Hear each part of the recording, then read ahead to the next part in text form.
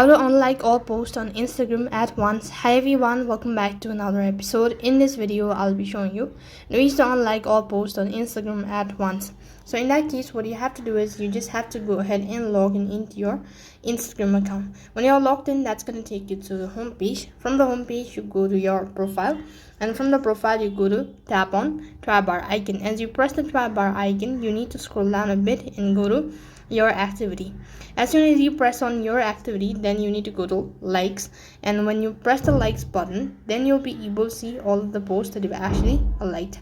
In order to unlike the post, you just long press on it, or first thing, you could go ahead and filter it out by newest to oldest or oldest to newest. When you actually do that, you can just go ahead and long press on that, and then you can start checking or selecting the box. So this is how you could go ahead and delete all of the posts. Now there's no such direct way of doing it, so this is the only way you could do it. And likewise, you could go ahead and unlike all of the posts on Instagram at once. That's all for this video. I hope the video was helpful. Make sure to like, share and subscribe to our channel. Thank you for watching. See you in the next video.